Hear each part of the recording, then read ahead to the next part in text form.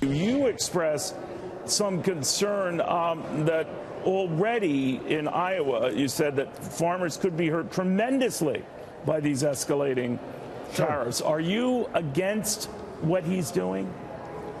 I'm very nervous about what he's doing.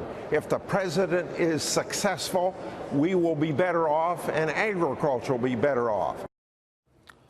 All right, that was Senator Chuck Grassley. He's at odds with the president's tough talk on trade and thinks it could boomerang, to say nothing of the whole ZTE matter, also on immigration. So the president, with him at least at this point, 0 for 3 on these crucial issues. Former Bush 43 Deputy Chief of Staff Karl Rove on what this is potentially portending, if I can use those terms. What do you think? Well, the president, any president, needs to make certain that he stays close to his allies and doesn't surprise them. And I think, particularly, for example, on the Chinese telecom company TZE, the government sanctioned them for doing business with Iran and North Korea, and then the president, without consulting with allies on Capitol Hill, reversed himself and basically cut him a sweet deal, and that caused members of the Senate Foreign Relations Committee to immediately take action to reimpose the penalties. So same on tariffs. So, the administration does have authority in this area, but you need to stay close to your allies in Congress. And if you don't, and you surprise them, they will take some action that you may not like.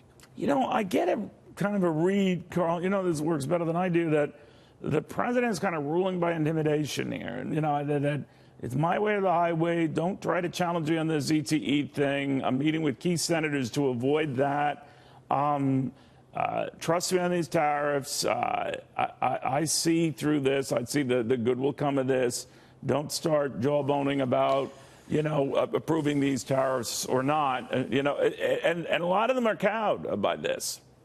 Yeah. Well, look, there are two issues on the tariffs that cause problems for the administration. One is what they're trying to do, and the second is their approach. The question is, what is the administration trying to do? Does it say that the problem is that the Chinese treat us unfairly by stealing our intellectual property, by forcing us into deals that we shouldn't be forced into, but nonetheless get stuck in? Are the rules unfair? Or is the level of the playing field unlevel? That's one view of what our relationship with China is. A lot of Republicans who are free trade advocates would say we agree with that. But the administration at other times seems to sound like if you don't buy more from us, then we buy from you. That is to say, if the Chinese don't up their purchases of American goods and services, then that's a bad trade deal. Well, the same could be said by the Brits about us. They buy more from us than we buy from them. Same with Australia or Singapore or Colombia or Chile or dozens of other countries buy more from us than we buy from them. Well, I think what he's saying is that even it up a little closer, right? Isn't that what he's saying? That it's so disproportionate in this case. Yeah. Maybe, but look, I'm less concerned about that than I am about the first issue of the Chinese stealing our intellectual property. Right. The administration, in my opinion, ought to be focused less about saying to the Chinese, buy more soybeans, and more on the issue of saying, you've got things in place, thing called trade-related investment measures and subsidies on state-owned enterprises and procurement rules that say if you want to sell to the Chinese government, you have to do so with a Chinese partner, and we will have a private equity cap, so you can't own any more than 49% of that joint venture, so you have to surrender our technology to your Chinese partner. I'm more concerned about those things than I am about trying to even up the so-called trade deficit. Look, I got a deficit with my barber. She never buys anything from me. I go to the grocery store and I run a trade deficit. I go to the dry cleaners. Those people have never paid me any money. No, I but see somehow where you're or another, it all works out. I see where you're going with that one. But let me switch gears if you don't mind. We're getting a few more details, Karl, on the executive order, and indeed it is an order. So not a memorandum or whatever on what the president wants to do to stop this separating of children and their parents along the border. The president's order will say that immigrant families who illegally cross the border will be detained together with their children and will not be separated from their children. The executive order will not end the zero-tolerance policy on illegal immigration, per an administration official. What do you make of that? I think part of it seems to be to stop all of these images that are bedeviling the administration of Republicans and just to move on. Yeah, look, once again, Stephen Miller, who was behind the fiasco the first week of the administration, appears to have once again messed it up. Look, under the Bush administration, we had to build a giant facility in Taylor, Texas, called the Hutto Family Detention Center, right, in order that OTMs, other than Mexicans, families from other than Mexico, which we could just simply return right back across the border, we would hold them together until we could process them out of the country.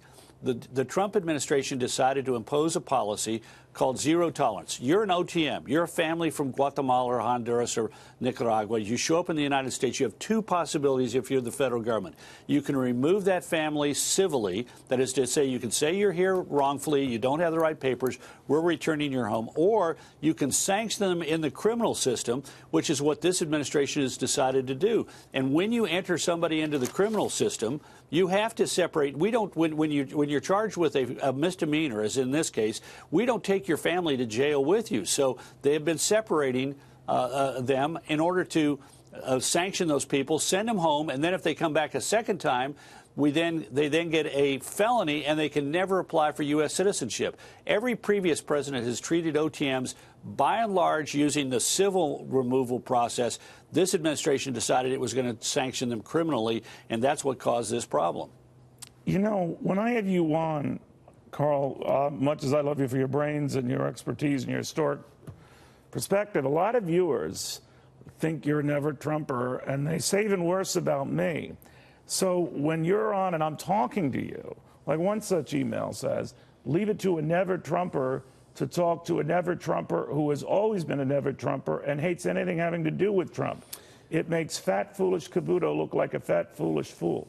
You can't be a foolish fool. But leaving that aside, does that bug you when you hear that kind of stuff?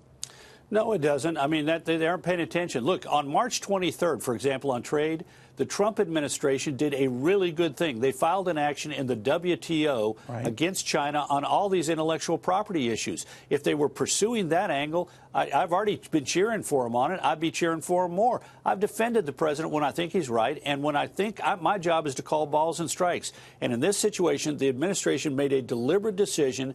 They could have easily said, we want to step up, and I understand where they're coming from. It is not good for our country, and it is not good for these families for them to pay a coyote several $1,000s and make this long and dangerous journey to our country, expecting that they're going to be let in. We do need to send a signal to these countries that we know you're in tough shape, but don't come. But this, I think, is the wrong way, and the political I think you're blocking on this. I think they do hurt your feelings, and they make you feel vulnerable. No, they don't. They hurt my feelings, and I'm very vulnerable to criticism. They shouldn't hurt your feelings, Neil. You're bigger than that. Well, that's what they're saying. I think that's what they're saying. All right, Karl, thank you very, very much.